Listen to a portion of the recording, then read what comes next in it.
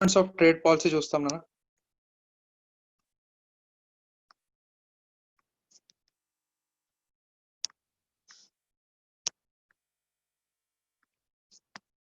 కనబడుతుందా అందరికి screen?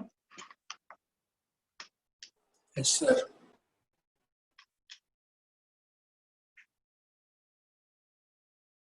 So instruments of trade పాలసీలో నాన్న మనకి రెండు రకాల మెజర్స్ ఉంటాయి, టారిఫ్స్, నాన్ టారిఫ్ మెజర్స్. ఇవి మాక్సిమం ఇంపోర్ట్స్ కి సంబంధించి. సో ఫారిన్ ట్రేడ్ అంటే both imports, exports. So imports లో వచ్చేసరికి మళ్ళీ రెండు రకాలు, టారిఫ్స్,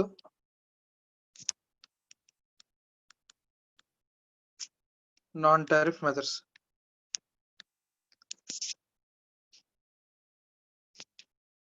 టారిఫ్స్ లో మనకి మళ్ళీ specific tariffs, ad valorem tariffs, other variations. Non tariff measures లో రెండు రకాలు ఉంటాయి, శానిటరీ అండ్ సైటోసానిటరీ మెజర్స్, అలాగే technical barrier to trade, TBT measures అంటాం. Tariff measures, non tariff measures. Non tariff measures అనేవి నథింగ్ బట్ పొమ్మనలాగా పొగబెట్టడం, రైట్? సో టారిఫ్స్ కానీ నాన్ టారిఫ్స్ మెజర్స్ కానీ. ఇక్కడ మనకి WTO, మనం WTO మెంబర్ కంట్రీస్ నాన్న. ఇండియా అనేది వరల్డ్ ట్రేడ్ ఆర్గనైజేషన్ యొక్క మెంబర్ కంట్రీ. సో ఈ WTO అనేది ఇంటర్నేషనల్ ట్రేడ్ ని వరల్డ్ వైడ్ గా ఒక రకంగా చెప్పాలంటే మానిటర్ చేస్తుంది, రైట్? ఒకవేళ ఏదైనా కంట్రీ WTO మెంబర్ కంట్రీ అయి ఉండి కామన్ అగ్రిమెంట్ ఉంటుంది, WTO కామన్ అగ్రిమెంట్ ఉంటుంది, ఆ కామన్ అగ్రిమెంట్ ప్రకారం కాకుండా ఎక్కువ ఇంపోర్ట్ రేట్స్ ఛార్జ్ చేయడం కానీ, లేదా ఇంపోర్ట్స్ ఒక పర్టికులర్ కంట్రీ నుంచి ఇంపోర్ట్స్ ఆపేయడం కానీ అలా కనుక చేస్తే, సో WTO ఏం చేస్తుందంటే ఫ్రీ ట్రేడ్ అనేది జరగాలి, మెంబర్ కంట్రీస్ మధ్య ఫ్రీ ట్రేడ్ అనేది జరగాలి, రైట్? దానికి తగ్గట్టుగా మెజర్స్ తీసుకుంటాం. ఒకవేళ ఏదైనా ఒక కంట్రీ ఇంకో కంట్రీ మీద అన్ఫెయిర్ గా ఏదైనా మెజర్ తీసుకుంది అనుకోండి, మిగిలిన మెంబర్ కంట్రీస్ అన్ని కూడా ఏదైతే అన్ఫెయిర్ ట్రేడ్ ప్రాక్టీసెస్ చేస్తుందో దాన్ని బాయ్కాట్ చేస్తాయి, శాంక్షన్స్ వేస్తాయి. ఆ కంట్రీకి ఎక్స్పోర్ట్స్ ఆపేయండి, లేదా కంట్రీస్ కి ఎక్కువ ప్రైస్ రైట్, ఇంటర్నేషనల్ గా కూడా ప్రెజర్ తీసుకొస్తారు. సో అందువల్ల WTO అనేది ఒక రకంగా చెప్పాలంటే కాస్త పవర్ఫుల్ మెకానిజమే. సో మెంబర్ కంట్రీ మన ఇండియా అనేది WTO member country. So WTO లో ఏదైతే అగ్రి అయ్యామో మనం, ఈ టారిఫ్ రేట్స్ ఎంత వేస్తామో అని చెప్పి అగ్రి అయ్యామో, రైట్? దాని ప్రకారం మనం చార్జ్ చేస్తూ వెళ్తాం, రైట్? సరే, అదొకటి కూడా నెక్స్ట్. సరే, ఇంకా మనం నెక్స్ట్ ఇప్పుడు టారిఫ్స్ లోకి వెళ్దాం. మనం టారిఫ్ రేట్స్ అనేవి నథింగ్ బట్ సే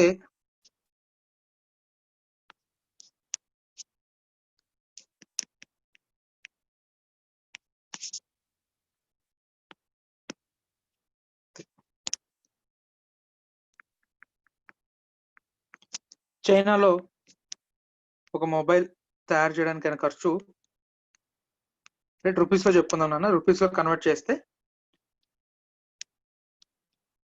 10,000 రూపీస్ ఒక పర్టికులర్ మొబైల్. దాన్ని డైరెక్ట్ గా ఇండియాలో సేల్ చేశారు అనుకోండి, ఇండియాలో ఇంపోర్ట్ అయింది, ఇండియాలో సేల్ చేశారు, రైట్? సో 10,000 ప్లస్ GST 18% వేసుకుంటే 1,800, సో 11,800 సేల్ అయ్యి ఉండేది. కానీ ఇక్కడ గవర్నమెంట్ ఇంకొక ఇన్కమ్ కోల్పోతుంది, రైట్? సరే ఇప్పుడంటే GST వచ్చింది. ఒకప్పుడు ఈ 10,000 ఏదైతే ఇండియాలో కనుక తయారయ్యి ఉంటే దీని మీద మనకి ఎక్సైజ్ డ్యూటీ వచ్చి ఉండేది, రైట్? తర్వాత ఇండియాలోనే తయారై ఉంటే కనుక ఇండియాలో ఎంప్లాయ్మెంట్ ఆపర్చునిటీస్ క్రియేట్ అయ్యేవి, రైట్? ఆ శాలరీస్ ఎవరైతే ఎంప్లాయీస్ మ్యానుఫ్యాక్చరింగ్ కంపెనీ నుంచి శాలరీస్ తీసుకున్నారో వాళ్ళ దగ్గర నుంచి ఇన్కమ్ ట్యాక్స్ వచ్చి ఉండేది. ఆ ఎంప్లాయీస్ దగ్గర నుంచి ఇన్కమ్ ట్యాక్స్ వచ్చి ఉండేది, రైట్? సో వేరే కంట్రీలో ఎక్కడో ప్రొడ్యూస్ అయ్యి ఇండియాలో తీసుకొచ్చి ఓన్లీ సేల్స్ ట్యాక్స్ కట్టేసి మేము సేల్ చేసుకుంటాం అంటే, రైట్, ఇండియన్ గవర్నమెంట్ రెవెన్యూ కోల్పోతుంది. At the same time Indian manufacturers కూడా ఎఫెక్ట్ అవుతారు. ఇండియన్ మ్యానుఫ్యాక్చరర్స్ ఏమో ఎక్సైజ్ డ్యూటీలు ఇవన్నీ పే చేసుకొని, సేల్స్ ట్యాక్స్ అన్ని పే చేసుకొని, మన దగ్గర ఏమో కాస్ట్ ఎక్కువ, వాళ్ళేమో డైరెక్ట్ వచ్చి సేల్స్ ట్యాక్స్ పే చేసుకొని మేము అమ్ముకుంటాము అంటే కనుక it's not fair. And at the same time వేరే కంట్రీ వాళ్ళు ఇక్కడికి వచ్చి ఇక్కడ మన మార్కెట్ ని యాక్సెస్ చేస్తున్నారు. మనది చాలా పెద్ద మార్కెట్ మనది ఇండియా అనేది. సో ఇంత పెద్ద మార్కెట్ ని యాక్సెస్ చేస్తున్నారు కాబట్టి గవర్నమెంట్ పర్మిషన్ ఇచ్చినందుకు గవర్నమెంట్ చార్జ్ చేస్తుంది. అంటే ఏదైనా సరే ఈ ఇంపోర్ట్ డ్యూటీస్ వేయడానికి ఇవన్నీ కూడా బ్యాక్గ్రౌండ్. సో ఎప్పుడైతే ఇంపోర్ట్ డ్యూటీ వేశారో, సెట్ ఒక 1000 రూపీస్ ఇంపోర్ట్ డ్యూటీ అన్నారు అనుకోండి, సో 11,000 అయింది. ఇప్పుడు దాని మీద మళ్ళీ జిఎస్టీ, రైట్? సో అలాగా గవర్నమెంట్ ఇంపోర్ట్స్ మీద వేసేది టారిఫ్. టారిఫ్ వేయడం వల్ల ప్రొడక్ట్ ప్రైస్ ఏమవుతుంది నాన్న? టారిఫ్స్ వేయడం వల్ల ప్రొడక్ట్ ప్రైస్ ఏమవుతుంది సిద్ధు? పెరుగుతుంది సార్. ప్రొడక్ట్ ప్రైస్ పెరిగితే డిమాండ్ ఏమవుతుంది? ఫారిన్ గుడ్స్ కి డిమాండ్ ఏమవుతుంది నాన్న? తగ్గుతుంది సార్. ఫారిన్ గుడ్స్ కి డిమాండ్ తగ్గుతుంది, రైట్? సో టారిఫ్స్ వెనకాల ఒకటి రెవెన్యూ కోసం అయితే, రెండు ఫారిన్ గూడ్స్ కన్జంప్షన్ ని తగ్గించడం, నథింగ్ బట్ ఇంపోర్ట్స్ ని తగ్గించడం లేదా రెగ్యులేట్ చేయడం అనేది కూడా ఇంకొక ఉద్దేశం, right? Revenue as well as reduction of imports, ఇవి ఉద్దేశం టారిఫ్స్ వెనకాల. సో ఇప్పుడు టారిఫ్స్ లో డిఫరెంట్ టారిఫ్స్ మనం చూద్దాం.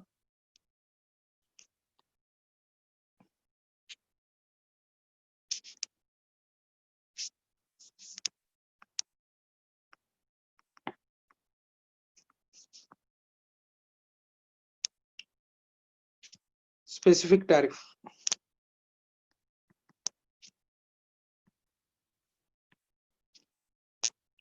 రెండు అడ్ వాలోరమ్ టారిఫ్. అడ్ వాలోరమ్ అనేది మీరు జిఎస్టీలో వినుంటారు, ఇక్కడ కూడా సేమ్ ఆల్మోస్ట్ అదే వాల్యూ ఉంటుంది.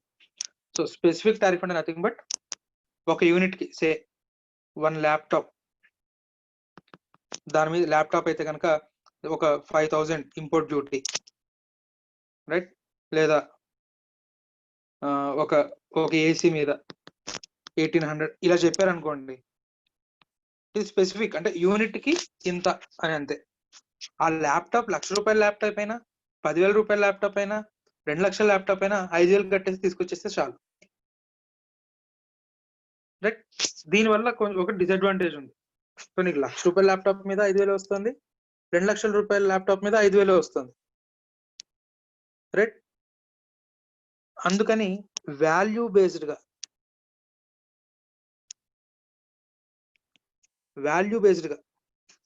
So as A percentage on value, so as A percentage of value అనుకోండి, ఒకవేళ ప్రొడక్ట్ ప్రైస్ ఎక్కువ అయితే డెఫినెట్ గా ఎక్కువ మనకి రెవెన్యూ వస్తుంది.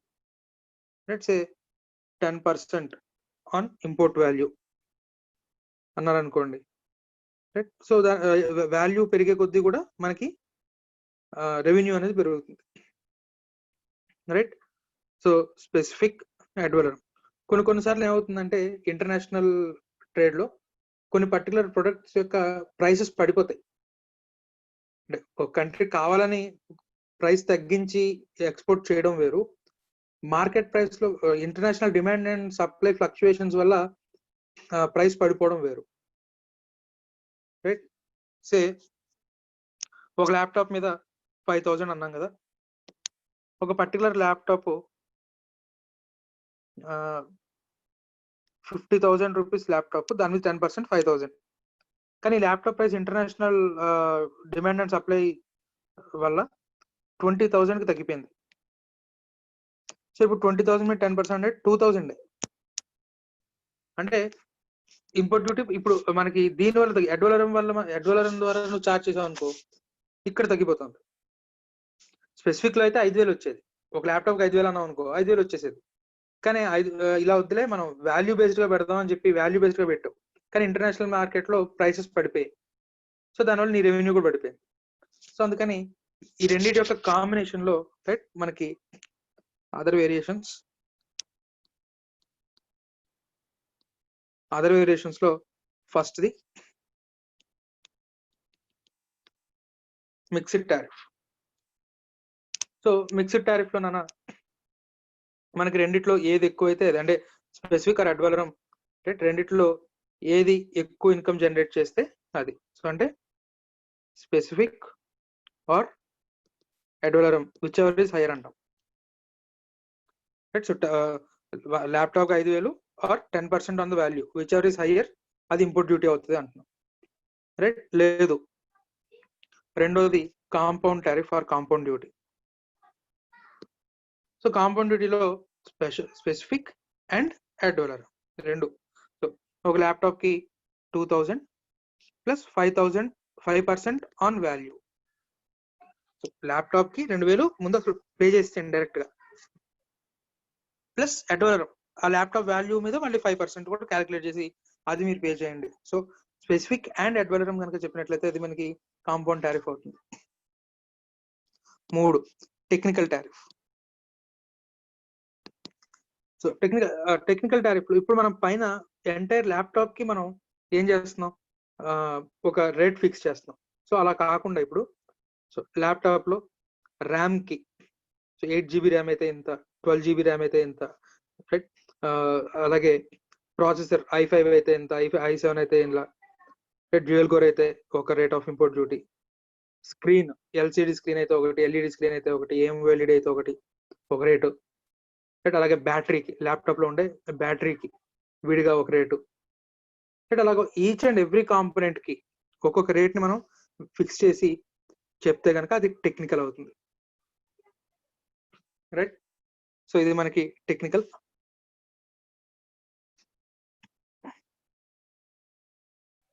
Each item separate rate right. Next tariff rate Kotas అంటాం నాన్న.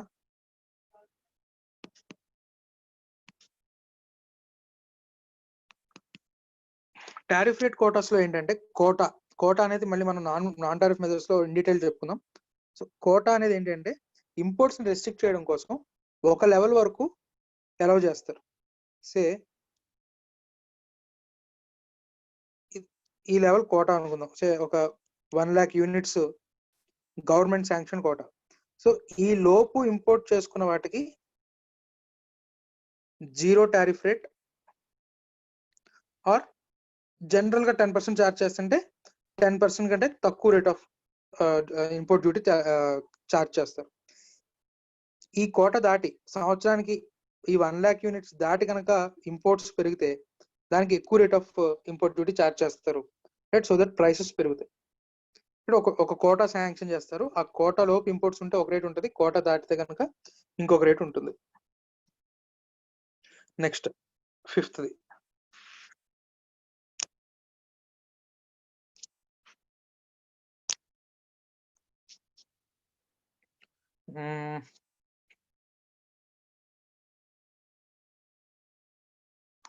మోస్ట్ ఫేవర్డ్ నేషన్ టారిఫ్స్ అంటాం అన్న, MFN tariff. WTO member countries ఎవరైతే ఉన్నారో వాటికి మనం WTO లో మనకి బౌండ్ టారిఫ్స్ అని చెప్పి చెప్తాం నాన్న. 6th bound tariff. WTO లో మనం ఆల్రెడీ కమిట్మెంట్ ఇచ్చేసి ఉంటాం, నేను ఒక రేట్ కి మించి సో మ్యాక్స్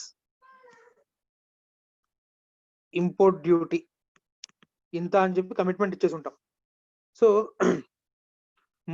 మనకి WTO మెంబర్ కంట్రీస్ అన్ని కూడా most favoured nations right. Even Pakistan కూడా మనకి మోస్ట్ ఫేవర్డ్ నేషన్ రైట్. చాలా మంది ఇప్పుడు డిమాండ్ చేస్తుంది ఏంటంటే పాకిస్తాన్ కి MFN స్టేటస్ తీసేసేయండి.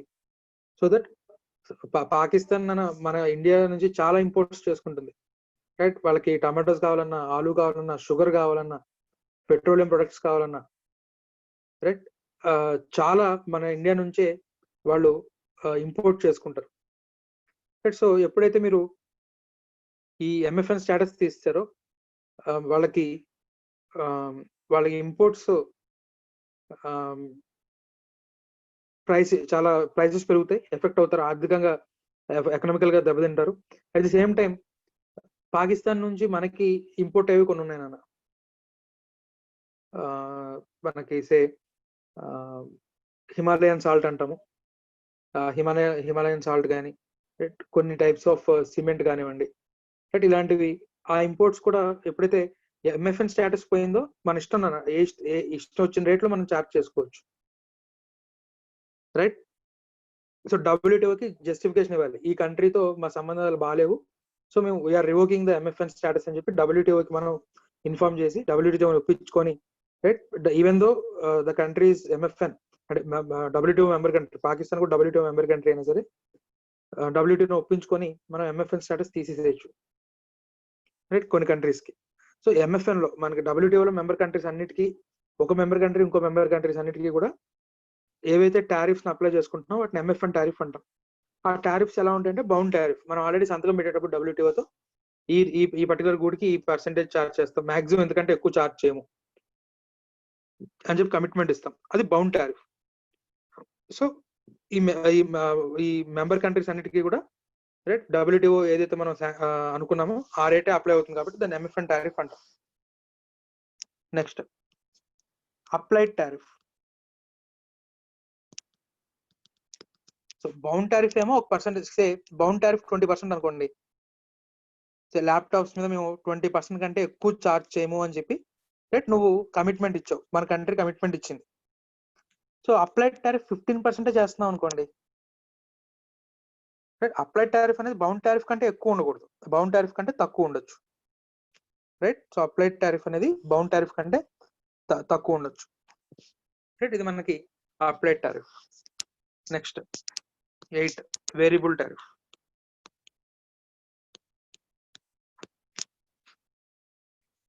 వేరియబుల్ టారిఫ్ లో ఏంటంటే నాన్న, మనం ఏదైనా గూడ్ కనుక ఇంపోర్ట్ చేసుకుని ఉంటే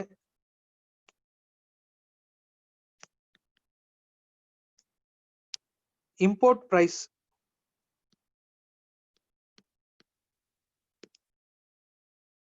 మినిమం ఇంపోర్ట్ ప్రైస్ గవర్నమెంట్ చెప్పేస్తుంది, రైట్.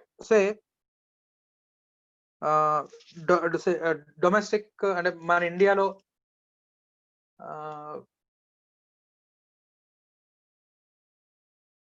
మన ఇండియన్ ఆటోమొబైల్ ఇండస్ట్రీని,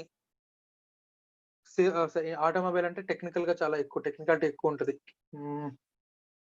ఇండియన్ టెక్స్టైల్ ఇండస్ట్రీని ప్రొటెక్ట్ చేయాలనుకుంటున్నాం అనుకోండి.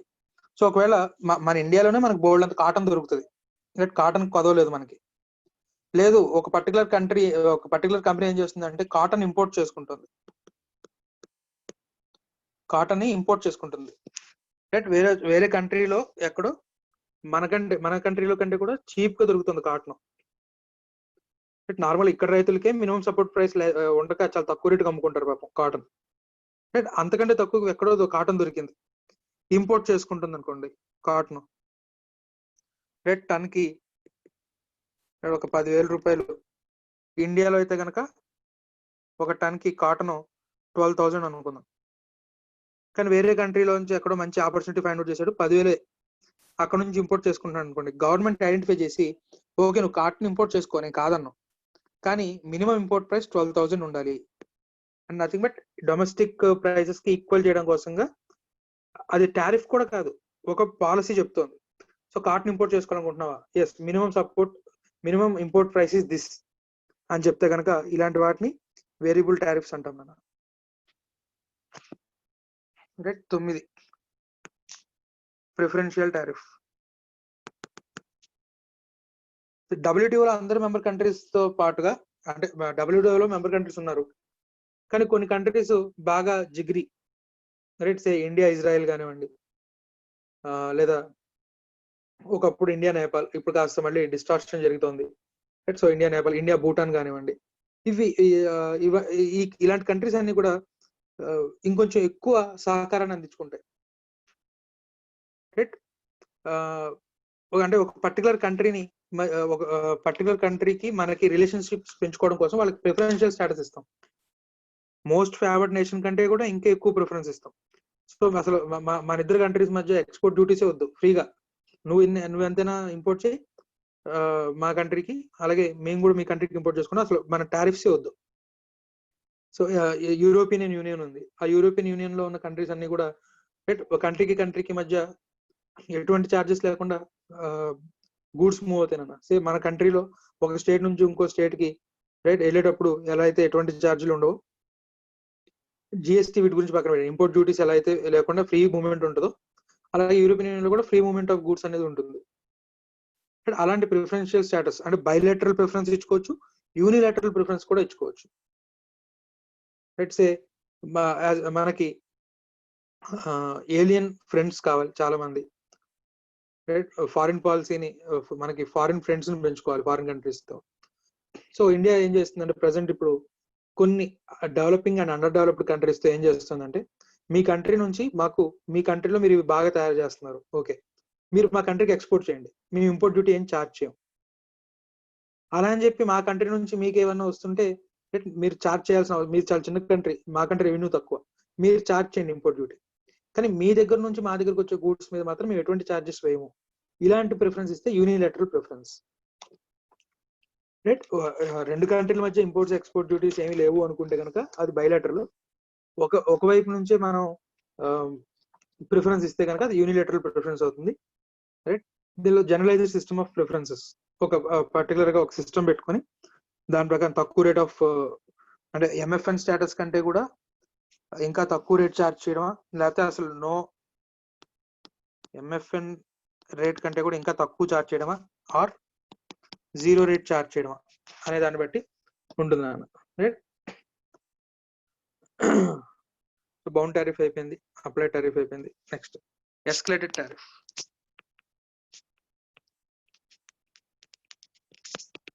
ఎస్కలేటెడ్ టారిఫ్ లోనైనా డొమెస్టిక్ గా ఎంప్లాయ్మెంట్ ఆపర్చునిటీస్ క్రియేట్ చేయడం కోసం, డొమెస్టిక్ గా ఎంప్లాయ్మెంట్ ఆపర్చునిటీస్ ని క్రియేట్ చేయడం కోసం ఎస్కలేటెడ్ టారిఫ్స్ పెడతారు.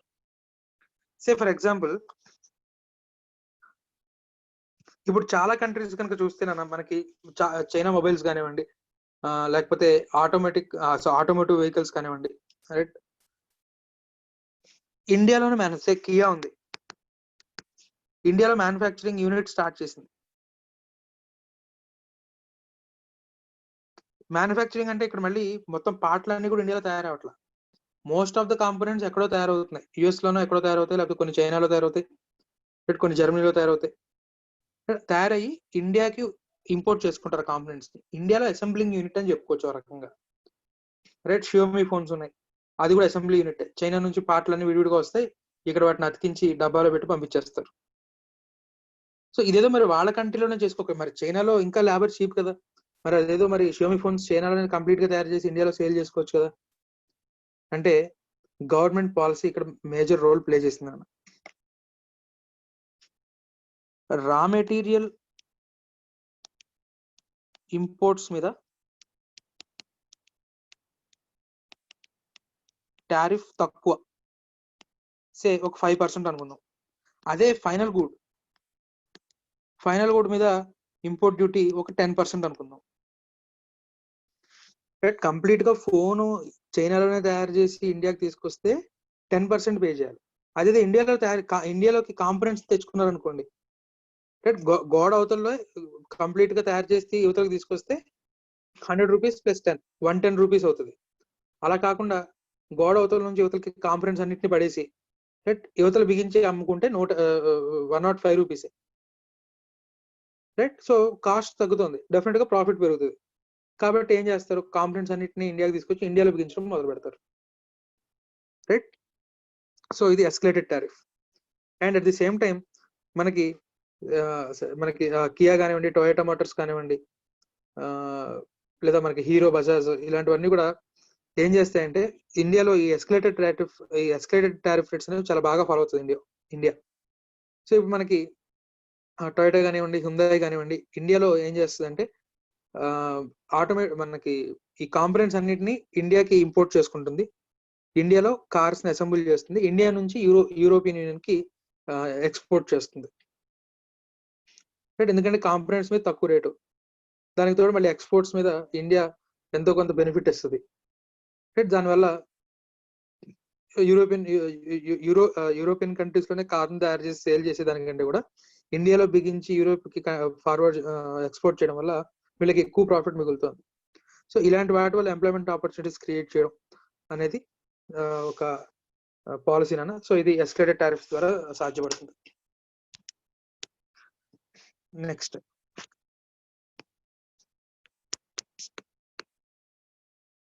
ప్రొహిబిటివ్ టారిఫ్ పేరులోనే ఉంది. ఏదైనా కంట్రీ మీద మన కోపం వస్తే ఇష్టం వచ్చినట్టు రేట్లు పెంచి పడేయడం. ఇంకా అసలు అంటే కంప్లీట్ గా ట్రేడ్ ని మేము ఆపే, ఈ కంట్రీతో మనకి యుద్ధం వస్తే ఆటోమేటిక్ గా ఏలిన ఎనిమి అవుతాడు, అసలు మొత్తం ఎక్స్పోర్ట్స్ ఇంపోర్ట్స్ ఆగిపోతాయి. సో ఇంకా యుద్ధం రాలేదు, యుద్ధం రాకపోయినా సరే అవతల కంట్రీ నుంచి మన కంట్రీస్ కి ఇంపోర్ట్స్ ఆపేద్దాం అనుకుంటున్నాం. అటువంటిప్పుడు ప్రొహిబిటివ్ ట్యాక్సెస్ ఇష్టం వచ్చినట్టే నోటికి ఎంత వస్తే అంత రేట్ వేసి పడేయడం. దానికి ఒక జస్టిఫికేషన్ ఉండదు, లాజిక్ ఉండదు. రైట్, ఇష్టం వచ్చిన రేట్ వేసి పడేయడం, అలాంటివి ప్రొహిబిట్ టారిఫ్స్ అంటాం. Next import subsidies. సో ఇప్పుడు ఏదైనా కంట్రీ కోవిడ్ కి వ్యాక్సిన్ కనుక్కుంది అనుకోండి, ఆ కంట్రీ నుంచి వ్యాక్సిన్ మన కంట్రీకి ఇంపోర్ట్ చేసేటప్పుడు ఇంకా గవర్నమెంటే సబ్సిడీ ఇస్తానంటుంది. Nothing but government revenue charge చేయకపోయా గవర్నమెంటే ఇంకా ఎదురిస్తానంటుంది. రైట్, నువ్వు ఒక యూనిట్ మాకు ఇంపోర్ట్ చేస్తే నీకు యూనిట్ కి 100 రూపీస్ ఇస్తాం. సే ఇంపోర్ట్ ప్రైస్ 1000 రూపీస్. నార్మల్గా అయితే ఏమేమి ఉండేది, ఒక 100 రూపీస్ యాడ్ అయ్యి 1100 అయ్యేది ఇండియాలో. రైట్, ఇప్పుడు 1000 గవర్నమెంట్ సబ్సిడీ ఇస్తానంటుంది 100 రూపీస్.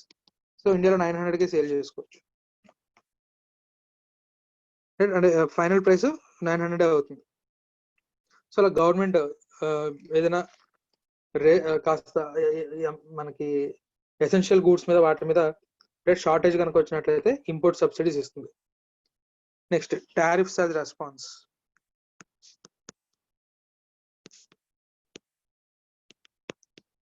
ఏదైనా కంట్రీ అన్ఫేర్ ట్రేడ్ ప్రాక్టీసెస్ చేస్తుంది అనుకోండి, అంటే మన ఇండియా నుంచి వాళ్ళ కంట్రీకి ఇంపోర్ట్ అవుతున్న గూడ్స్ మీద ఎక్కువ రేట్ ఆఫ్ ట్యాక్సెస్ వేయడం, లేకపోతే ఏదో ఒక ఇబ్బంది పెట్టి ఆ గూడ్స్ వెనక్కి పంపించేయడం, లేకపోతే కస్టమ్స్ క్లియరెన్స్ లేట్ చేయడం, ఇలా ఏదో ఒక విధంగా ఇబ్బంది పెడుతుంది, ఫ్రీ ట్రేడ్ జరగనివ్వట్ల. సో యాజ్ ఏ రెస్పాన్స్ మన కంట్రీ కూడా అలాంటి మెజర్స్ ని తీసుకుంటూ టారిఫ్ రేట్స్ ని పెంచడం ఏదో చేస్తుంది. సో దాని ప్రకారం అలా చార్జ్ చేసేది వాటిని మనం tariff in response, as response అంటాం. సో ఇప్పుడు రెండు important tariffs anti dumping duties, counter wailing duties, CVD duties అని కూడా అంటాం.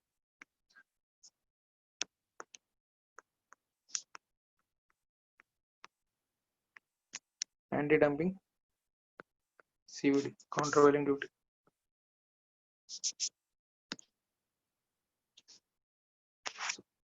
యాంటీ డంపింగ్ డ్యూటీలో సే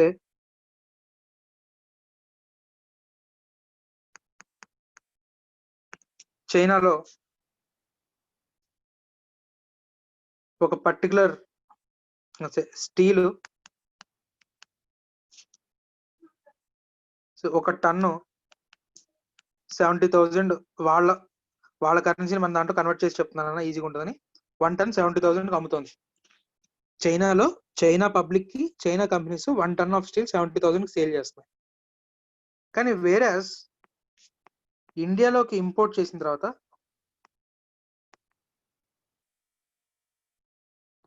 ఆ ఇంపోర్టెడ్ స్టీల్ ని 1 టన్ను 60,000కి సేల్ చేస్తున్నారు. ఏది ఇంకా ఇంపోర్ట్ డ్యూటీ పే చేయంగా 70,000తో ఇండియాలోకి ఇంపోర్ట్ అవుతుంది. రైట్, మళ్ళీ దాని మీద ఎంతో కొంత ఇంపోర్ట్ డ్యూటీ పే చేస్తున్నారు. పే చేసినా సరే ఇండియాలో మాత్రం తక్కువ రేటుకి సేల్ చేస్తున్నారు. రైట్, లేదా చైనా కంపెనీస్ ఇండియన్ ట్రేడర్స్ కి పంపించేటప్పుడు 50,000 టన్ 50,000కి అమ్ముతున్నాయి. రైట్, ఇండియన్ ట్రేడర్స్ దాని మీద ఎంతో కొంత ఇంపోర్ట్ డ్యూటీ వేసుకొని ఎంతో కొంత ప్రాఫిట్ వేసుకొని రైట్ 60,000కి అమ్ముతున్నారు. కానీ ఇండియాలో మ్యానుఫ్యాక్చర్ అయిన స్టీల్ వాల్యూ 78,000 అనుకుందాం. రైట్. మరి చైనా కంటే కూడా మనకి ఇక్కడ ఇంకా లేబర్ కాస్ట్ ఎక్కువ కొంచెం, ఎంతైనా సరే యుఎస్ తో పోల్చుకునే తక్కువైనా కూడా చైనాతో పోల్చుకుంటే మనకి లేబర్ కాస్ట్ ఎక్కువ, రైట్. సో అందువల్ల మన ఇండియన్ కంపెనీస్ స్టీల్ ప్రైస్ 1 టన్ కి 78,000 అనుకుందాం. ఇండియాలో చైనా నుంచి ఇంపోర్ట్ చేసుకున్న స్టీల్ వాల్యూ ఏమో 60,000. సో ఇప్పుడు జనరల్ గా డిమాండ్ దేనికి ఎక్కువ పెరుగుతుంది నాన్న? యశ్వంత్,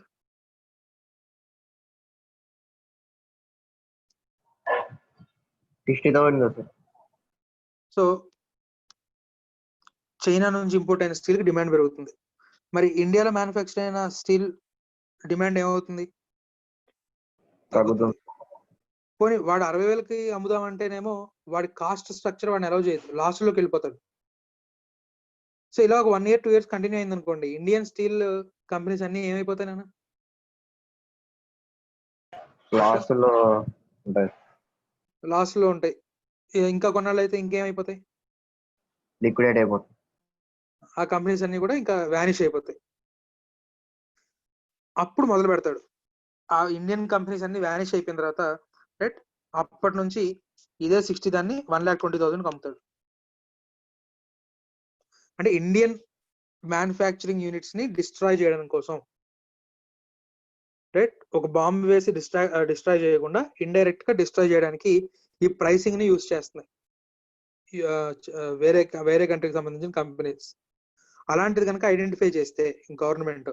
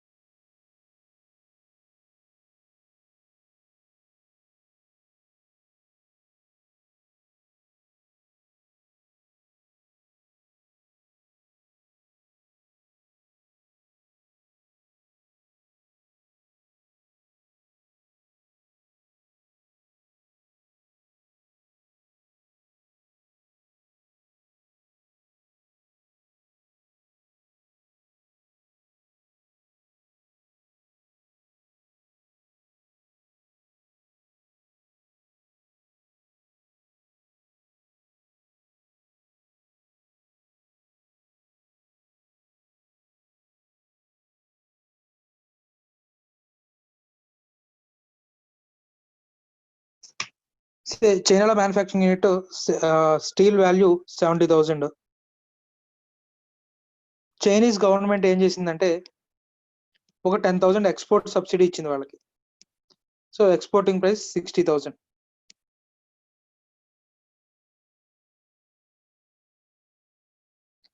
ఇది ఇప్పుడు ఇండియాకి ఇంపోర్ట్ అవుతుంది. ఇండియన్ గవర్నమెంట్ ఒక 6,000 ఇంపోర్ట్ డ్యూటీ వేసింది. సో ఇండియన్ ట్రేడర్స్ కి అది 66,000 ప్లస్ ప్రాఫిట్ వేసుకొని వాళ్ళు 70,000 సేల్ చేస్తున్నారు. కానీ ఇండియన్ మ్యానుఫ్యాక్చర్డ్ స్టీల్ వాల్యూ ఎంత అని చెప్పుకున్నాం నాన్న? 78,000 అని చెప్పుకున్నాం, రైట్. స్టిల్ ఈ 70,000 ఇంకా 78,000 కంటే కూడా తక్కువే. ఇక్కడ ఇంతకు ముందు చైనా మ్యానుఫ్యాక్చరింగ్ యూనిట్ భరించింది లాస్, కావాలని తక్కువ రేటుకి పంపించింది. కానీ ఇప్పుడు ఏం చేస్తోంది?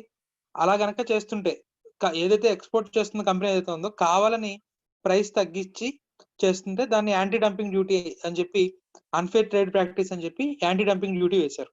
అలా కాకుండా ఇక్కడ గవర్నమెంట్ రంగంలోకి దిగి ఆ చైనీస్ గవర్నమెంట్ ఎక్స్పోర్ట్ సబ్సిడీ ఇచ్చింది, రైట్. దానివల్ల ప్రైసెస్ అనేవి ఆర్టిఫిషియల్ గా తగ్గాయి, ఆర్టిఫిషియల్ గా లోవర్ అయ్యాయి.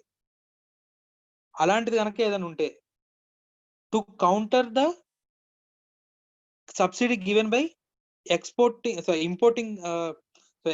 countries government, right, in order to counter this artificially low prices, right, duties ganaka importing country duties ganaka veste దాన్ని కౌంటర్ వెయిలింగ్ డ్యూటీ అంటాం, CVD అంటాం.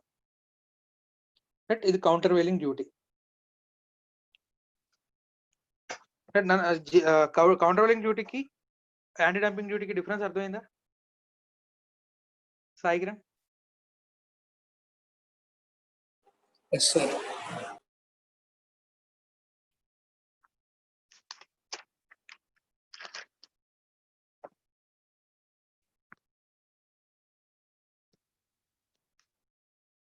Next non tariff methods.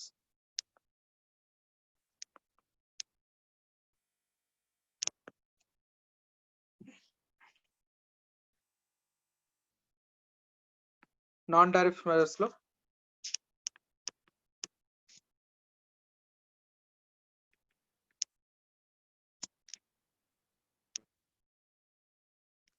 Technical methods, non technical methods. Technical methods లో మళ్ళీ రెండు, SPS sanitary and phytosanitary methods and technical barriers to trade, TBT. So SPS అంటే కనుక మన Indian vegetation ని, అంటే పీపుల్ అవ్వచ్చు, లేకపోతే మన క్రాప్స్ అవ్వచ్చు, లేదా మన పౌల్ట్రీ అవ్వచ్చు, లేదా మన యానిమల్ లైఫ్ స్టాక్ ని కావచ్చు, వీటన్నిటిని ప్రొటెక్ట్ చేయడం కోసం గవర్నమెంట్ ఏదైనా మెజర్స్ తీసుకుంటే దాన్ని ఎస్పిఎస్ మెజర్స్ అంటాం. సే బర్డ్ ఫ్లూ బాగా ఎక్కువగా ఉన్న టైంలో పర్టికులర్ కంట్రీస్ నుంచి ఎగ్స్ కానీ, లేకపోతే చికెన్ కానీ, రైట్, కేఎఫ్సి ఉందనుకోండి, ఎంటైర్ ఈ చికెన్ అంతా కూడా యుఎస్ లో ఎక్కడో తయారవుతుంది, అక్కడ నుంచి ఫ్రీజ్డ్ చికెన్ ఇక్కడికి వస్తుంది. వీళ్ళు దీన్ని ఇక్కడ వెయిట్ చేసి ఇస్తారు. ఎప్పుడో ఇక్కడ మనకు వచ్చేది 10-20 days కింద ఎక్కడో యుఎస్ లో తయారై దాన్ని ఫ్రీజ్ చేసి ఇక్కడికి పంపించుంటారు. జనరల్ గా ఇలా జరుగుతుంది ఈ మనకి ఈ ఫుడ్ ఇండస్ట్రీలో. మెక్డీ కానివ్వండి, డామినోస్ లో కానివ్వండి, ఆ పైన టాపింగ్స్ కానివ్వండి, ఇవన్నీ కూడా ఫ్రీజ్డ్ ఫుడ్స్ వస్తాయి, అవి ఇక్కడ యూజ్ చేస్తారు. రైట్, సో ఇవి ఎక్కడి నుంచో ఇంపోర్ట్ అవుతున్నాయి మనకి ఈ ఫుడ్ అంతా కూడా. రైట్, ఈ రెడీమేడ్ ఫుడ్ అంతా కూడా ఎక్కడి నుంచో ఇంపోర్ట్ అవుతుంది. కానీ ఆ పర్టికులర్ కంట్రీస్ లో ఏదైనా ఒక వైరస్ కానీ, లేకపోతే ఆ పర్టికులర్ యానిమల్స్ కి ఏదైనా వైరస్ ఉంది అని కనుక తెలిసింది అనుకోండి, ఆ పర్టికులర్ కంట్రీస్ నుంచి ఆ ఫుడ్ ఐటమ్స్ ఇంపోర్ట్ ఆఫ్ చేసేస్తే, రైట్, ఇలాంటి మెజర్స్ ఏదైనా తీసుకుంటే దాన్ని ఎస్పిఎస్ అంటాం, శానిటరీ అండ్ సైటోసానిటరీ మెజర్స్ అని చెప్పి అంటాం మనం. రైట్, అలాగే TBT, technical barriers to trade, ఇది ఎక్కువ మన ఇండియన్ ఫార్మాసిటికల్ కంపెనీస్ ఎక్కువ ఫేస్ చేస్తాయి టీబీటీస్ అనేవి. జనరల్గా ఏంటంటే most of the medicines India manufacture చేసి యుఎస్ కి మనం ఎక్స్పోర్ట్ చేస్తాం. రైట్, సో యుఎస్ కి ఎక్స్పోర్ట్ చేయాలి అంటే ఇవి మెడిసిన్స్ కాబట్టి యుఎస్ కి సంబంధించిన FDA, food and drug authority అనేది ఒకటి ఉంది. సో ఎఫ్డిఏ ఆథరైజేషన్ కావాలి. ఇండియాలో తయారైన మెడిసిన్స్ యుఎస్ గోడౌన్స్ మన యుఎస్ కస్టమ్స్ దాటి వాళ్ళ కంట్రీలోకి వెళ్ళి అక్కడ సేల్ అవ్వాలి అంటే కనుక ఎఫ్డిఏ అప్రూవల్ ఉండాలి. ఎఫ్డిఏ అప్రూవల్ ఉండాలి అంటే కనుక ఎఫ్డిఏ వచ్చి ఇండియన్ మ్యానుఫ్యాక్చరింగ్ యూనిట్స్ ని ఆడిట్ చేస్తాయి. వాళ్ళు చెప్తారు, కొన్ని స్టాండర్డ్స్ చెప్తారు. ఆ స్టాండర్డ్స్ ప్రకారం యూనిట్ ఉంటేనే, మ్యానుఫ్యాక్చరింగ్ యూనిట్ ఉంటేనే ఆ పర్టికులర్ గూడ్ ని వాళ్ళ కంట్రీలో అలౌ చేస్తారు. రైట్, ఎక్కడా కూడా హ్యూమన్ స్కిన్ ఎక్స్పోజ్ అవ్వకూడదు మ్యానుఫ్యాక్చరింగ్ ప్రాసెస్ లో. సో అందరూ కూడా అక్కడ లోపల, ఇప్పుడు మనం ఇక్కడ పీపీ కిట్లు చూస్తున్నాం, మ్యానుఫ్యాక్చరింగ్ ఇండస్ట్రీలో వాళ్ళు కంప్లీట్ గా పీపీ కిట్ వేసుకుని లోపల తిరుగుతూ ఉంటారు. రైట్, అలాగే నెగటివ్ ప్రెజర్ రూమ్స్ కానివ్వండి, టెంపరేచర్ కంట్రోల్ కానివ్వండి, రైట్, ఇవన్నీ కూడా వాళ్ళు ఒక స్టాండర్డ్స్ చెప్తారు. ఆ స్టాండర్డ్స్ ప్రకారం మ్యానుఫ్యాక్చరింగ్ ప్లాంట్ కట్టి వాళ్ళు వచ్చి అప్రూవల్ ఇస్తేనే అక్కడ తయారైన వాటికి వాళ్ళు అలౌ చేస్తారు. సో ఇప్పుడు వాళ్ళు చెప్పిన స్టాండర్డ్స్ ప్రకారం ప్లాంట్ కట్టాలంటే చాలా కాస్ట్లీ. రైట్, సో ఎప్పుడైతే ఆ కాస్ట్ పెరిగిందో ఆటోమేటిక్ గా the cost will reflect in the product price. So ఎప్పుడైతే ప్రొడక్ట్ ప్రైస్ పెరిగిందో రైట్ ఇంకా ఆటోమేటిక్ గా డిమాండ్ తగ్గిపోతుంది. రైట్ సో ఆ విధంగా ఇంపోర్ట్స్ ని ఆపడానికి కూడా ట్రై చేస్తారు. సో పొమ్మన్ లాగా పొగబెట్టడం అనమాట. లేదా ప్యాకింగ్ ఇలా చేయాలి, వ్యాక్యూమ్ ప్యాకింగ్ చేయాలి, లేబులింగ్ అందులో మీరు ఏం తయారు చేశారో దాంట్లో ఉన్న ఇంగ్రీడియంట్స్ ఏంటి అవన్నీ కూడా క్లియర్ గా ప్రింటింగ్ లో ఉండాలి. రైట్ ఇట్లా ఏ విధంగా అయినా సరే ఏదో ఒక టెక్నికల్ గా ఒక బ్యారియర్ ని క్రియేట్ చేయడం ద్వారా ట్రేడ్ లో డిస్టార్షన్ తీసుకురావచ్చు. రైట్ అంటే ఫ్రీ ట్రేడ్ జరగకుండా చేయొచ్చు. సో అలాంటి వాటిని మనం టెక్నికల్ బ్యారియర్స్ టు ట్రేడ్ అంటాం.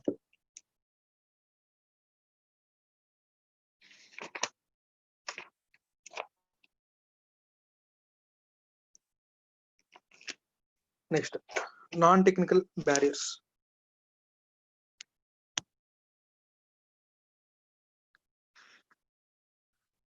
నాన్ టెక్నికల్ బ్యారియర్స్ లో ఫస్ట్ ది ఇంపోర్ట్ కోటా.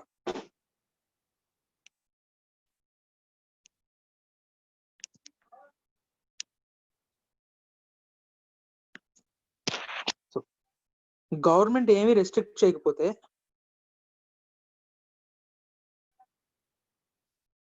ఒక పర్టికులర్ మొబైల్స్ అనుకుందాం, ఏసీ యూనిట్స్ అనుకుందాం, సంవత్సరానికి ఒక 1 lakh ఏసీ యూనిట్స్ ఇంపోర్ట్స్ అవుతాయి. ఇది ఫ్రీ ట్రేడ్ అంటాం. అంటే గవర్నమెంట్ ఏమి రెస్ట్రిక్ట్ చేయకపోతే కనుక ఫ్రీ ట్రేడ్ కనుక ఉన్నట్లయితే 1 lakh యూనిట్స్ ఇంపోర్ట్ అవుతాయి సంవత్సరానికి.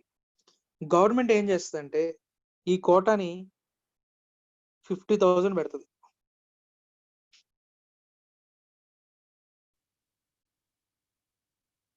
దానికి తగ్గట్టుగా లైసెన్స్ ఇస్తుంది. సే కంపెనీ ఏకి 10,000 యూనిట్స్ ఇంపోర్ట్ చేసుకునే లైసెన్స్ ఇస్తుంది. రైట్ కంపెనీ బికి 5,000 యూనిట్స్ ఇంపోర్ట్ చేసుకునే లైసెన్స్ ఇస్తుంది. కంపెనీ సికి ఇంకో 5,000, అలాగా నెంబర్ ఆఫ్ పర్సన్స్ కి లైసెన్స్ సేల్ చేస్తుంది. సో ఆ లైసెన్స్ తో ఇంపోర్ట్ చేసుకున్నంత వరకు రేట్ ఆఫ్ ఇంట్రెస్ట్ 10% అనుకుందాం. కానీ 50,000 దాటితే కనుక రేట్ 20% లేదా 10% అంటే ఎక్కువ చార్జ్ చేయడం ద్వారా రైట్ ఏమవుతుంది, ఈ లెవెల్ దాటిన తర్వాత ఏదైతే సేల్ జరుగుతుందో రైట్ దాని ప్రైసెస్ పెరుగుతాయి. So domestic consumption of foreign manufacture goods తగ్గించడం కోసం ఇలా ఇంపోర్ట్ కోటాస్ పెడతారు. ఇంపోర్ట్ కోటా ఎప్పుడు కూడా ఫ్రీ ట్రేడ్ కంటే కూడా తక్కువే ఉంటుంది. రైట్ సే కంపెనీ ఏ కనుక 10,000 యూనిట్స్ ని ఇంపోర్ట్ చేసేసుకొని వాటిని సేల్ చేసింది, ఇంకా కంపెనీ ఏ ప్రొడక్ట్ డిమాండ్ ఉంది. సో ఇప్పుడు కంపెనీ ఏం చేస్తుందంటే ఇంకా అన్యూజ్డ్ కోటాస్ ఎవరి దగ్గర అయితే ఉన్నాయో ఐడెంటిఫై చేసి రైట్ వాళ్ళందరినీ పర్సువేట్ చేస్తుంది. సో మీకు ఎలాగో మీ ప్రొడక్ట్ డిమాండ్ లేదు, మీరు ఇంపోర్ట్ చేసుకోవడం అనేది ఆ లైసెన్స్ నాకు అమ్మండి లేదా నాకు లీజ్కి ఇవ్వండి, నేను ఇంపోర్ట్ చేసుకొని రైట్ సేల్ చేసుకుంటానని చెప్పి రైట్ ఎంతో కొంత వాళ్ళకి పే చేసి మరి తీసుకుంటాడు. సో అప్పుడైనా కూడా డెఫినెట్ గా కాస్ట్ మనకి ఇంపోర్ట్ ప్రైస్ పెరుగుతుంది కదా, రెంట్ వల్ల అయినా సరే are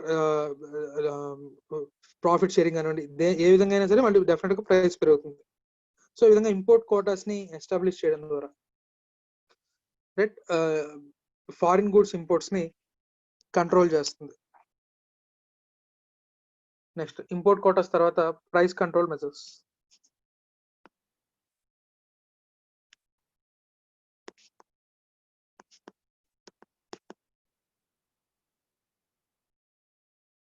so price controls measures కూడా అంతేనా, మినిమం ఇంపోర్ట్ ప్రైస్ అక్కడ మనం ఏదైతే వేరియబుల్ చెప్పుకున్నామో సేమ్ అదే ఇక్కడ కూడా ప్రైస్ కంట్రోల్ మెజర్స్ కూడా అదే ఉంటుంది. నెక్స్ట్ నాన్ ఆటోమేటిక్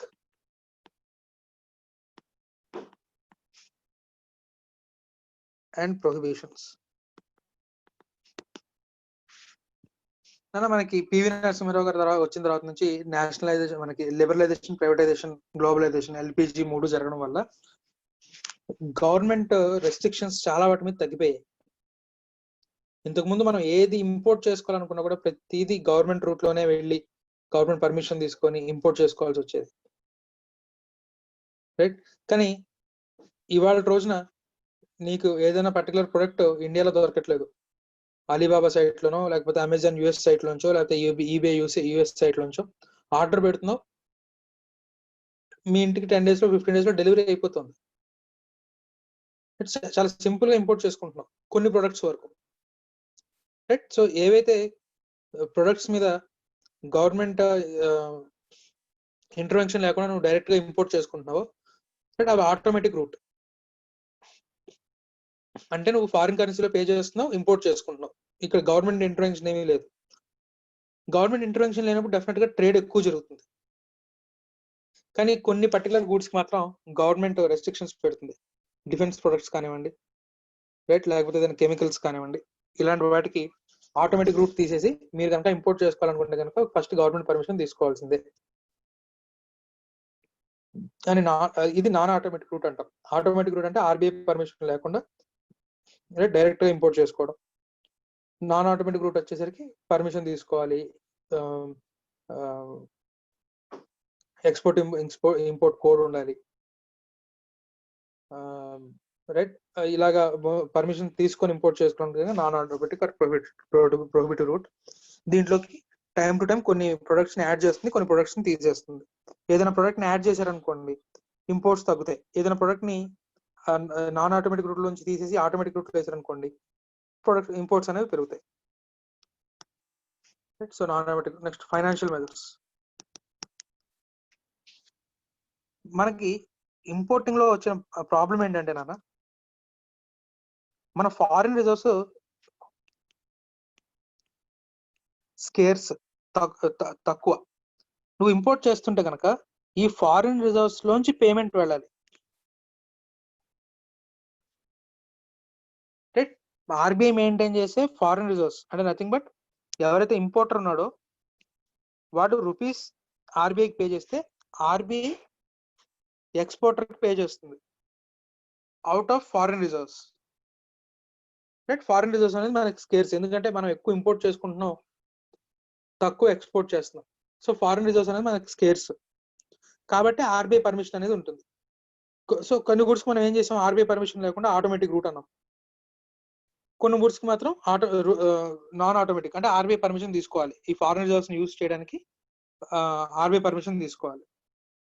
సో దీంట్లో భాగంగా కొన్ని పర్టికులర్ ప్రొడక్ట్స్ కి ఆర్బీఐ ఏం చేస్తుందంటే, సరే నువ్వు ఈ ఫారిన్ రిజర్వ్స్ యూజ్ చేద్దాం అనుకుంటున్నావు కదా, అయితే నువ్వు ఎంతైతే ఫారిన్ రిజర్వ్స్ యూజ్ చేద్దాం అనుకుంటున్నావో దానికి తగ్గ ఇండియన్ రూపీస్ నాకు 6 నెలల ముందే, 3 నెలల ముందే, 2 నెలల ముందే నువ్వు నా దగ్గర డిపాజిట్ చేసేయాలి. అప్పుడే నువ్వు డిపాజిట్ చేసిన దగ్గర నుంచి 2 months తర్వాత నేను ఫారిన్ రిజర్వ్స్ నీకు వదులుతాను పేమెంట్ కి. సో అంటే అమౌంట్ బ్లాక్ అయిపోతుంది, కాస్ట్ ఆఫ్ ఫండ్స్ పెరిగిపోతాయి. సో ఈ ఫైనాన్షియల్ మెజర్స్ ద్వారా కూడా మనం ఇంపోర్ట్స్ ని అడ్డుకోవచ్చు. రైట్. డైరెక్ట్ గా ఇంపోర్ట్ మీద ఎక్కువ టారిఫ్ వేసాం అనుకోండి, రైట్, ఆ కంట్రీ వెళ్ళి WTO కంప్లైంట్ చేస్తుంది. కానీ అలా కాకుండా మనం ఈ విధంగా ఇండైరెక్ట్ గా ఎవడైతే ఇంపోర్ట్ చేసుకుంటున్నాడో వాడికి చెప్తున్నాం, నువ్వు ఇంపోర్ట్ చేసుకుంటే అవతల నువ్వు డబ్బులు పే చేయాలి కదా, ఫారిన్ రిజర్వ్స్ లో ఫారిన్ కరెన్సీలో పే చేయాలి. ఆ కరెన్సీ ఎవరు వదలాలి, ఆర్బీఐ వదలాలి. ఆర్బీఐ ఏం చెప్తుంది, నేను ఏ రోజైతే ఫారిన్ కరెన్సీలో పే చేయాలో అంతకు 2 నెలల ముందే, 3 నెలల ముందే, 6 నెలల ముందే నువ్వు నా దగ్గర ఇండియన్ రూపీస్ నువ్వు డిపాజిట్ చేసేయాలి. అప్పుడే నేను కరెక్ట్ గా నువ్వు చెప్పిన టైంకి, సే 2 months అనుకోండి, సే ఇట్ ఈస్ 2 months, నువ్వు దగ్గర ఎప్పుడైతే డబ్బులు డిపాజిట్ చేసావు అక్కడ నుంచి 2 months లో నేను రిలీజ్ చేస్తానని చెప్పింది అనుకోండి, ముందుగానే 2 months ముందుగానే డిపాజిట్ చేయాలంటే కాస్ట్ ఆఫ్ ఫండ్స్ ఎక్కువైపోతుంది. ఆటోమేటిక్ గా ఇంపోర్ట్ చీప్ గా జరిగిన ఈ కాస్ట్ ఆఫ్ ఫండ్స్ దాని మీద ఇంట్రెస్ట్ అవన్నీ యాడ్ అయ్యి ఎక్కువ రేట్ కి సేల్ చేయాల్సి వస్తుంది ఇండియాలో. రైట్. సో ఇండైరెక్ట్ గా ఇంపోర్ట్స్ అడ్డుకోవడానికి ఫైనాన్షియల్ మెజర్స్ కూడా యూజ్ చేయొచ్చు. Next measures effecting competition.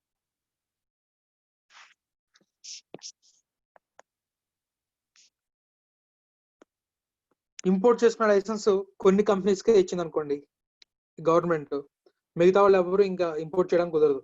2 3 importing licence ఇచ్చింది. సో వాళ్ళే ఇంపోర్ట్ చేసుకోవాలి, వాళ్ళే ఇండియా మొత్తం సేల్ చేయాలి. సరే, ఒక టైప్ ఆఫ్ మోనోపోలీని క్రియేట్ చేయడం వల్ల, ఎప్పుడైతే మోనోపోలీ క్రియేట్ అయిందో డెఫినెట్ గా ప్రైసెస్ ఎక్కువ ఉంటాయి. ప్రైసెస్ ఎక్కువ ఉంటే డొమెస్టిక్ కన్స్యూమర్స్ ఫారిన్ గుడ్స్ ని యూజ్ చేయడం తగ్గిస్తారు. అలాగే గవర్నమెంట్ కి ఎఫెక్టివ్ కంట్రోల్ ఉంటుంది. ఎవరి ద్వారా ఎంత ఇంపోర్ట్ చేసుకుంటున్నారు, ఎంత సేల్ చేస్తున్నారు ఏంటి అనేది ఒక కంట్రోల్ ఉంటుంది. సో అందువల్ల ఇంపోర్టింగ్ లైసెన్స్ కొంతమందికి ఇవ్వడం ద్వారా ఒక షార్టేజ్ ఆఫ్ కాంపిటీషన్ క్రియేట్ చేస్తుంది. సో అలాగా అది మనకి effecting competition measures. Next government procurement policies.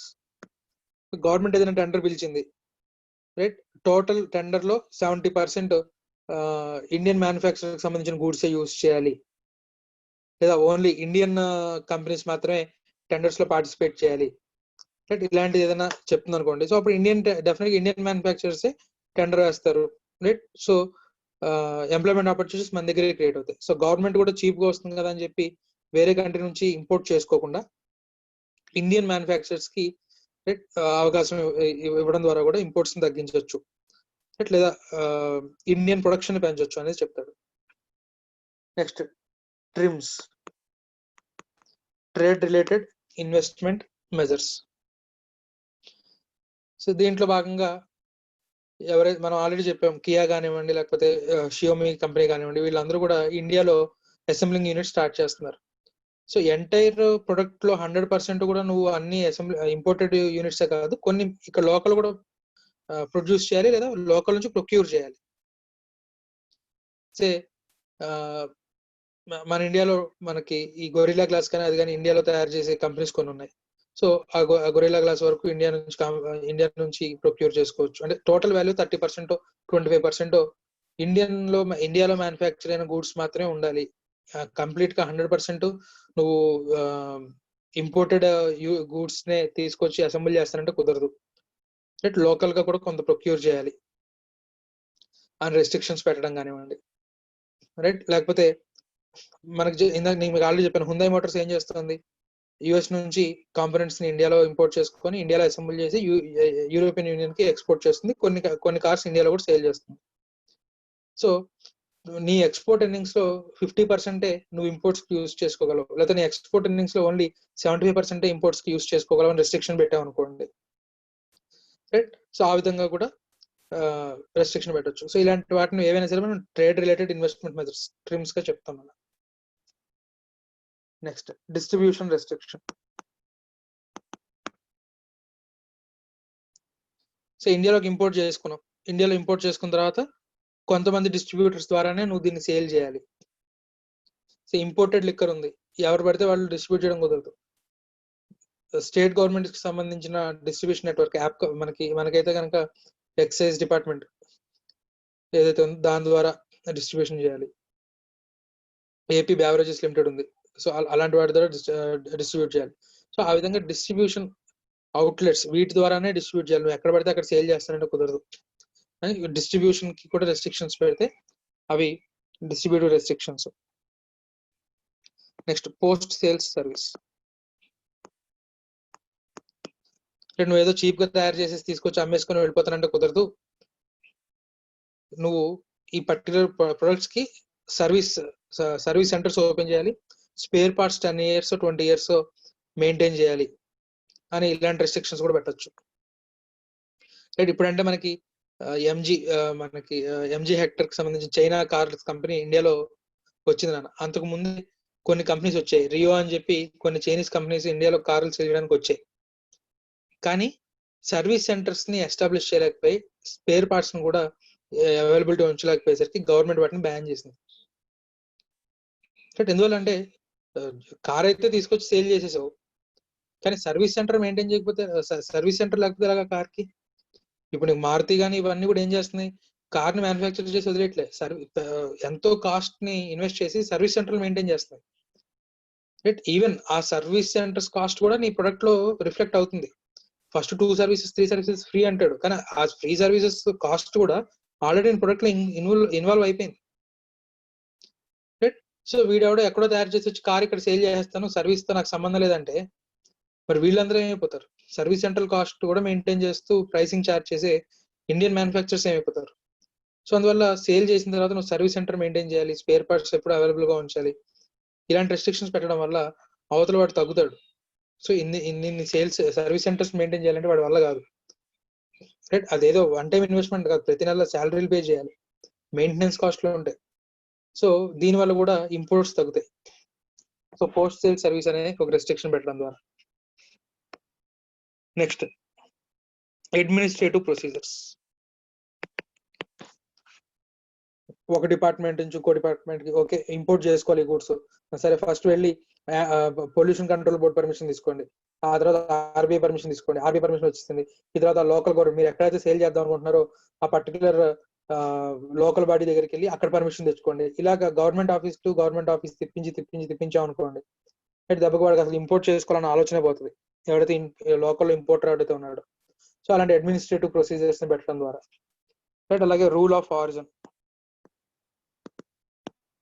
Right, ఇప్పుడు బాగా ఫేమస్ అవుతున్న వర్డ్ ఇది, రూల్ ఆఫ్ ఆరిజిన్. మనకి ఇప్పుడు షియోమి కంపెనీ ఉంది. Xiaomi company most of the service centres, most of the sales centres అన్ని దగ్గర బ్యానర్ కడుతుంది, మేడ్ ఇన్ ఇండియా అని చెప్పి. ఫోన్స్ అన్ని కూడా మేడ్ ఇన్ ఇండియా అని. రైట్, సో తయారు చేయబడింది ఇక్కడే, కానీ దాని వెనకాల స్పేర్ పార్ట్స్ అన్ని చైనా నుంచి వచ్చాయి. సో మన ఇండియన్ పాలసీ ఇప్పటి వరకు ప్రొడక్ట్ మీద ప్రింట్ చేసేటప్పుడు ఏ కంట్రీలో అసెంబ్లీ అయితే ఆ కంట్రీలో మ్యానుఫ్యాక్చర్ అయినట్టుగా ప్రింట్ చేసుకోవచ్చు అని ఉంది. సో ఇక్కడ ఏం చేస్తుంది, స్పేర్ పార్ట్స్ అన్ని తెచ్చుకొని ఇక్కడ బిగిస్తుంది, రైట్, మేడ్ ఇన్ ఇండియా అని చెప్తోంది. కానీ అలా కాకుండా దీంట్లో ఉన్న parts, majority of the parts ఎక్కడి నుంచి వచ్చాయో నేను దాన్ని ఆ కంట్రీలో మేక్ అయినట్టుగా నేను తీసుకుంటాను, ఆ కంట్రీలో మేక్ అయినట్టుగా ప్రింట్ చేయండి అని చెప్పే rule of origin. Most of the spare parts A country నుంచి వస్తుంటే అక్కడ నుంచి వచ్చినట్టు.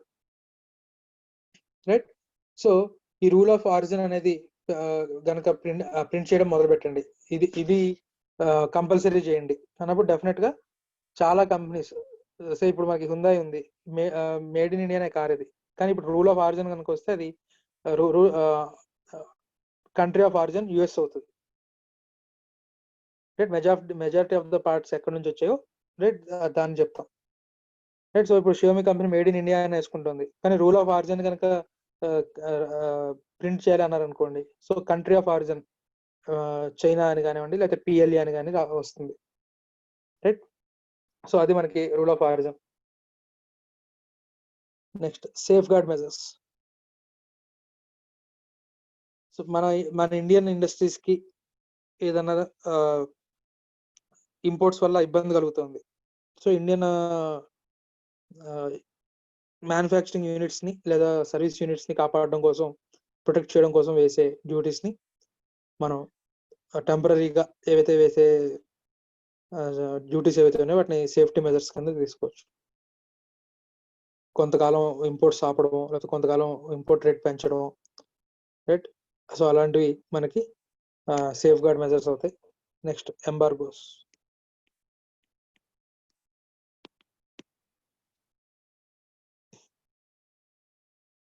సో ఎంబార్గో అనేది అది బట్టి ఇంకా టోటల్ బ్యాన్ నాన్న, ఇంకా మొహాటం లేకుండా ఇంకా బ్యాన్ చేసేయడం. ఆ పర్టికులర్ కంట్రీ నుంచి అసలు వచ్చిన ఒక గూడ్ కానీ లేదా మోస్ట్ ఆఫ్ ద గుడ్స్ అసలు ఇంపోర్ట్ చేయడానికి కుదరదు. రైట్, పొలిటికల్ రీజన్స్ అవ్వచ్చు, లేకపోతే ఇంకేదైనా రీజన్స్ అవ్వచ్చు, కంప్లీట్ ఇంటర్నేషనల్ ట్రేడ్ నే బ్యాన్ చేస్తే ఆ పర్టికులర్ రెండు కంట్రీస్ మధ్య. రైట్, ఒకనొక కాలంలో ఇండియా పాకిస్తాన్ మధ్య ఎప్పుడైతే వార్ జరుగుతుందో అప్పుడు కంప్లీట్ ఎంబార్గో. రైట్, సో ఇలాగా non tariff measures. Next export related measures లో వచ్చేసరికి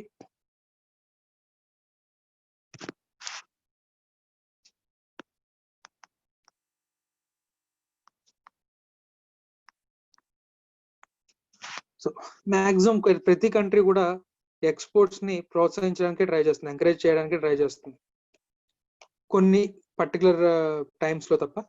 లెట్స్ సే మన దగ్గర అప్పుడప్పుడు ఆనియన్ రేట్స్ 100 రూపీస్ 150 రూపీస్కి వెళ్ళిపోతుంటాయి, లేకపోతే ఆలూ ప్రైస్ 70 రూపీస్ 80 రూపీస్కి వెళ్ళిపోతుంటుంది కేజీ. అటువంటిప్పుడు కూడా ఎక్స్పోర్ట్స్ చేస్తాము అంటే గవర్నమెంట్ ఒప్పుకోదు. ముందు ఇండియాలో ఎందుకు ప్రైస్ పెరుగుతుంది, డిమాండ్ దగ్గర సప్లై లేక. నువ్వు ఆల్రెడీ ప్రొడ్యూస్ అయిన సప్లైని ఇంకా వేరే కంట్రీకి తీసుకెళ్తానంటే అలాగా. సో ఆ పర్టికులర్ టైంలో ప్రైసెస్ కంట్రోల్ అయ్యేంత వరకు ఎక్స్పోర్ట్స్ ఆపేసింది అనుకోండి.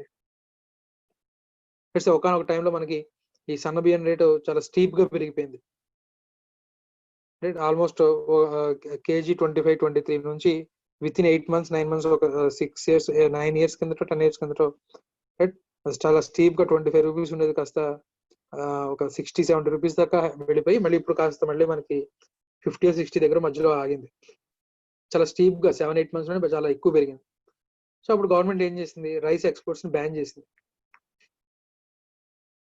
రైట్, సో కొన్ని సార్లు బ్యాన్ చేస్తుంది, కొన్ని సార్లు most of the times encourage చేస్తుంది, కొన్ని సార్లు ఎక్స్పోర్ట్ బ్యాన్ చేస్తుంది. రైట్, లైక్ ఎర్లీ మార్చ్ ఏప్రిల్లో పీపీఈ కిట్స్ కానీ మాస్క్స్ కానీ ఎక్స్పోర్ట్ ఆపేసింది. ఎక్స్పోర్ట్ చేయొద్దు అని చెప్పి గవర్నమెంట్ బ్యాన్ చేసింది. సో ఒకటి బ్యాన్ ఆన్ ఎక్స్పోర్ట్స్, చాలా తక్కువ సార్లు ఇండియాలో ప్రైసెస్ ని కంట్రోల్ చేయడానికి లేదా ఇండియాలో షార్టేజ్ ని తగ్గించడం కోసం బ్యాన్ ఆన్ ఎక్స్పోర్ట్స్ అనేది చేస్తుంది. తర్వాత ఎక్స్పోర్ట్ ట్యాక్సెస్, ఐదర్ స్పెసిఫిక్ కానివ్వండి అడ్వలరం కానివ్వండి, డెఫినెట్ గా మనకి ఎక్స్పోర్ట్ డ్యూటీ, డెఫినెట్గా ఎక్స్పోర్ట్ డ్యూటీ కొంచెం తక్కువ, ఎందుకంటే ఎక్స్పోర్ట్స్ ని ప్రమోట్ చేయడం కోసం ఎక్స్పోర్ట్ డ్యూటీ తక్కువ చార్జ్ చేయడం లేకపోతే డ్యూటీ డ్రాబ్యాక్స్ ఇవ్వడం ఇలాగ ఏదో ఒకటి చేస్తారు.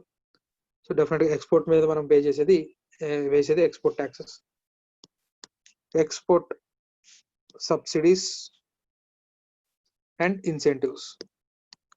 సో ఎక్స్పోర్ట్స్ చేసేటప్పుడు యూనిట్ కిందని ఇన్సెంటివ్ ఇవ్వడం, లేకపోతే టోటల్ ఎక్స్పోర్ట్ ఎర్నింగ్స్ లో రైట్ నువ్వు ఎర్న్ చేసిన ఎక్స్పోర్ట్ ఎర్నింగ్స్ లో 50% నువ్వు నీ ఇష్టానికి వాడుకోవచ్చు, రైట్, మరి గవర్నమెంట్ పర్మిషన్ అవసరం లేదు, నువ్వు ఏవైనా ఇంపోర్ట్ చేసుకోవచ్చు అని అలాంటి ఇన్సెంటివ్స్ ఇవ్వడం, రైట్. అలాగా నెక్స్ట్ వాలంటరీ ఎక్స్పోర్ట్ రెస్ట్రిక్ట్స్, అంటే గవర్నమెంట్ ఏమీ చెప్పకుండా ఎవరైతే ట్రేడర్స్ ఉన్నారో వాళ్ళే మనకి మలేషియా ఒక 6-7 months కిందట మన ఇండియాకి అడ్వర్స్ గా ఒక స్టేట్మెంట్ చేసింది. మన ఇండియాకి అడ్వర్స్ గా ఒక స్టేట్మెంట్ చేసింది పాకిస్తాన్ కి ఫేవరబుల్ గా. సో ఇమీడియట్ గా మన ఇండియన్ పామ్ ఆయిల్ ఇంపోర్టర్స్ అందరూ సో మలేషియాలో తయారయ్యి ఎక్స్పోర్ట్ అయ్యే పామ్ ఆయిల్ లో 60% మన ఇండియాకే వస్తుంది. సో మన ఇండియన్ ట్రేడర్స్ అందరూ కూడా గవర్నమెంట్ ఏం చెప్పకుండానే మేము మలేషియా నుంచి పామ్ ఆయిల్ ఇంపోర్ట్ చేసుకోము అని చెప్పి ఆల్టర్నేటివ్ గా ఇండోనేషియా నుంచి ఇంపోర్ట్ చేసుకోవడం మొదలు పెట్టారు.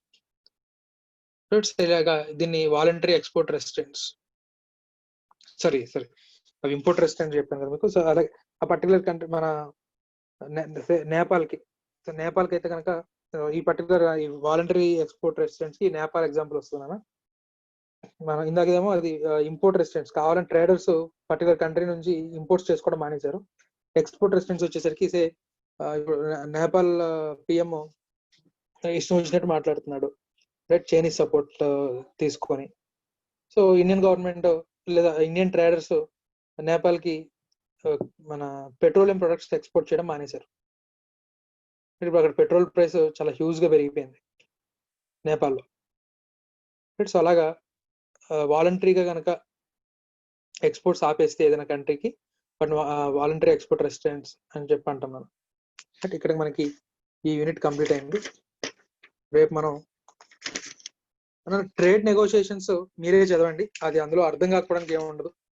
మీరు సోషల్లో వీటన్నిటిలో చదివింది WTO, GATT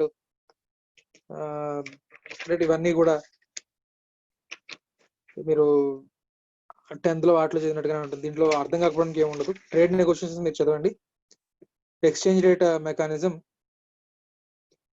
నేను చెప్తాను. కొత్త షెడ్యూల్ వస్తుంది, కొత్త షెడ్యూల్ ప్రకారం రేపు లాగిన్ అవ్వండి. ఇప్పటి వరకు చెప్పిన దాంట్లో డౌట్స్ ఏమైనా ఉన్నాయన్నా? No sir.